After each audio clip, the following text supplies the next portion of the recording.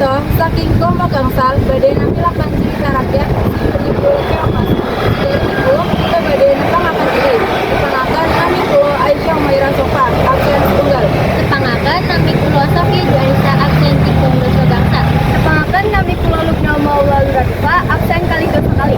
Nepangaken nami kula Prinses Gisela absen 3 dosa 6. Semangatkan kami bawa berkursi absen itu. Semangatkan kami bawa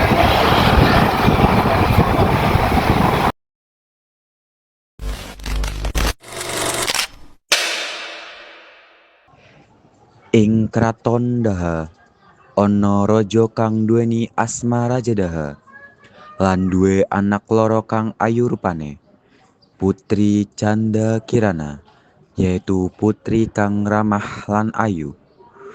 Dheweke arep dinikahno karo pangeran saka kraton Kahuripan kang asma Raden Inu Kertapati. Anakku, mreneo.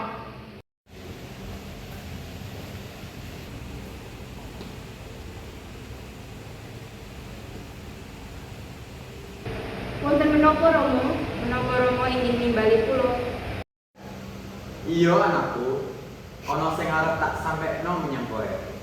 Lajeng wonten menapa Romo? Wonten hubunganipun menapa kalih kula lan Mbak Ibu Romo? Rama wis gawe perjanjian karo Ramane. Yen Rama arep nikahno salah sijine saka anakku karo Raden Inu Kertapati. Sinten ingkang badhe dipun nikah akan kalih Raden Inu Romo? Aku lan Ramane Raden Inu wis sepakat yen Raden Inu Kertapati arep dinikahno karo Canda Kirana. Matur nuwun sangat Romo, kula bungah banget. Yen iki sing kula impi-impiaken wiwit saking kula tasih alit.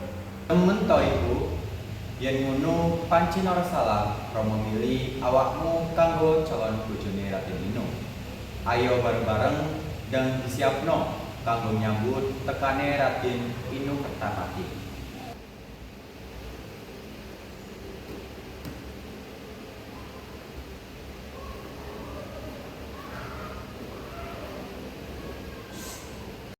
Aku ora setuju karo pernikahan iki.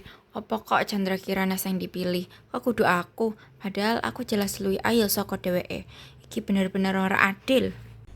Galuh ajeng kang duweni tolong marang Canda Kirana, cepet-cepet budal nang alas.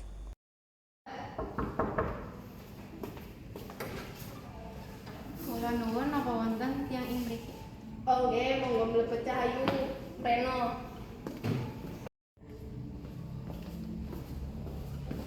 Monggo Cahayu. Awakmu pengen aku ngakoni apa? Kula pengin pernikahan Chandra Kirana kalih Raden Inu Kertapati diburungaken. Oh yo, aku ngerti maksudmu. Terus kowe pengen Chandra Kirana tak apakno? Sedanten kula serahkan kali sampean, sing jelas kula pingin Chandra Kirana susah. Yo wes, aku bakal ngutuk Chandra Kirana sehingga dheweke ora iso nikah ambek Raden Inu. Matur nuwun nggih, kula seneng nyuwun bantuan nang penyihir sing kados sampean. Niki arta kanggo DP-ne. Mangke yen kutukan sampean pun hasil, kula tambahi malih sing kathah. Mesti wae, wes saiki aku tak nyepakno kutukan kanggo dheweke. Kula enteni kabar saking sampean, sampun kula tak nyuwun pamit. Sawise njaluk bantuan nang penyihir, Galuh ajeng mulih menyang kraton kepingin ketemu Ramane. Rama ikang pundi? Wonten ikang kula aturaken. Ana apa anakku? Niki masalah Chandra Kirana Rama. Ana apa ambek Candra Kirana? Niki kula nemokaken layang kang ditulis kalih Chandra Kirana teng kamare kangge pengawal.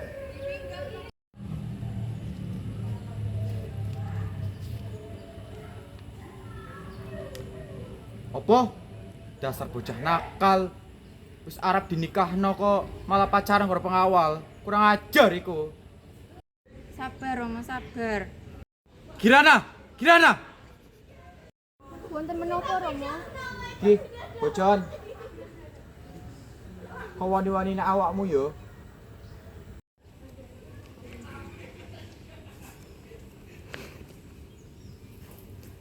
Niki fitnah Romo. Kulo mboten nate nglampahi niki Romo. Saestu Romo, percados kalih kulo. Cukup Kirana. Metu awakmu saka kraton kene. Metu ambek pengawalmu. Kurang ajar iku. Metu awakmu. Namung Romo. Metu.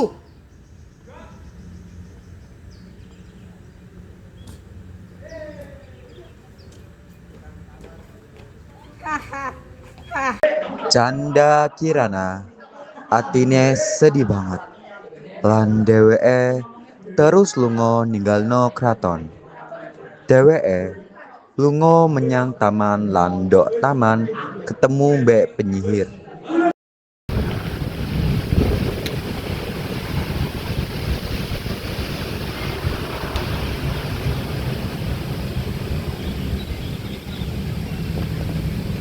Hai Chandra Kirana, yo opo kabarmu ha?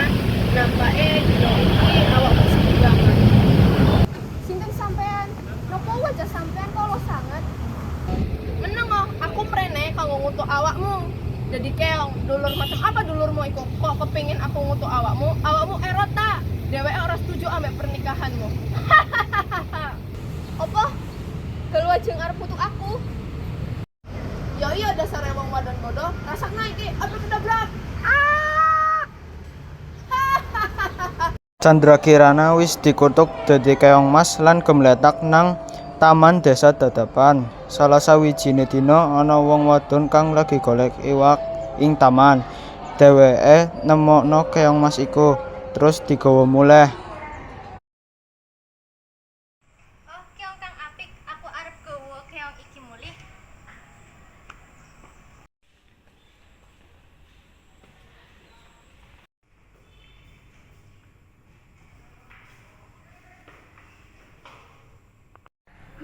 Sampai yang ini aku kok durung oleh ewak.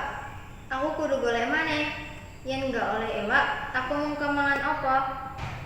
Duit sing digawa saka kraton, Kirana tuku panganan sing enak-enak kanggo Simbah. Panganan mau ditata rapi nang dhuwure meja. Nalika dina mulai bengi lan Simbah durung mulih, Chandra Kirana kudu balik dadi keong maneh. Terus suwe Simbah teka ambek muring-muring. Sialan, dina iki iwak-iwak pada nandi ae sih. Gara-gara iku aku nggak oleh panganan. Wow, teka saka endi panganan iki? Katoke enak-enak. Siapa sing ngoehi? No menene Kirana nyediakno panganan maneh kanggo Simbah. Tapi dheweke ora weruh yen Simbah mulih luwih cepet saka biasane, sebab nggak oleh ewak maneh. Mumpung Mbah gorong mulih, aku tanda nyiapno panganan kanggo Mbah. Hah? Sapa bocah iki? Kulo Chandra Kirana, Mbah. Apa? Chandra Kirana sing bener. Nggih Mbah leres, kulo Chandra Kirana Putri Raja Daha. Chandra Kirana kandha marang Simbah yen dheweke kuwi keong mas sing ditemokake dina sedurunge. Chandra Kirana uga kandha yen dheweke dikutuk dening penyihir dadi keong mas. Lanat iku dawuh saka adine sing meri marang dheweke. Apa awakmu iku keong mas? Kulo dikutuk penyihir, Mbah. Kutukan iku wau kengkene dulur kulo sing iri kalih kulo. Sakno temen awakmu, Nduk. Dulur macam apa dulurmu iku? Kok tega pengen ngutuk awakmu? Tapi pancen jenenge manungsa, yen wis iri apa wae dilakoni. Sing bisa ndadekno wong liya susah. Ya wis sementara awakmu oleh manggon nang kene, Nduk. Matur nuwun, Mbah. Sementara iku ing karaton kahuripan Raden Inokertapati kang krungu kabar soal Chandra Kirana, dheweke ora percaya lan dheweke berusaha golek warta sapa pang munur kanggo bela Chandra Kirana. Ora mungkin Chandra Kirana nglakoni kabeh iki.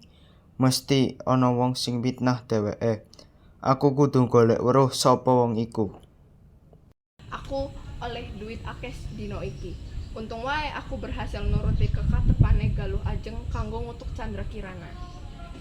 Lan sakno banget pengawal sing melu difitnah Galuh Ajeng iku dheweke diusir saka kraton. Amarga dituduh pacaran mbek Chandra Kirana. Apa sing kau omong nang? Bener ta sing kau omong nak kuwi? Heh, awakmu sapa kok melok-melok? Aku Raden Inu Kertapati sing kok maksud main. Dadi sak temene iki pokal gawene galuh ajeng. Awakmu melu aku.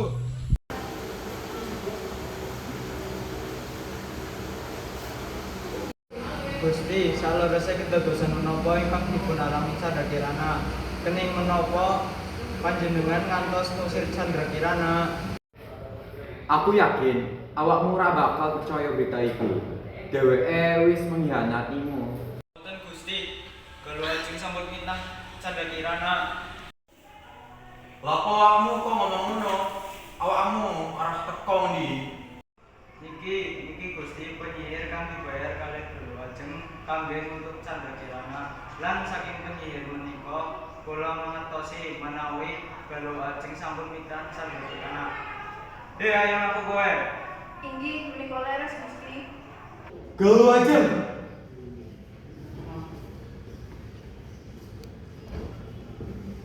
Inggih Rama, wonten menapa? Kok awakmu?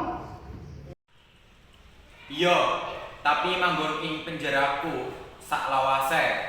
Romo, ampun Romo, ajeng aku salah Romo, ajeng pun diusir Romo.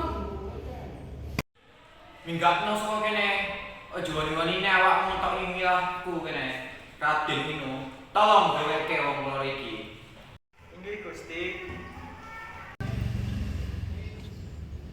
Nang kono ana omah. Aku tak ngisus delo. Awakku pegel kabeh. Kas mlaku samono adohe. Sapa ngerti aku iso njaluk ngombe. Kula nuwun. Nggih sekedap.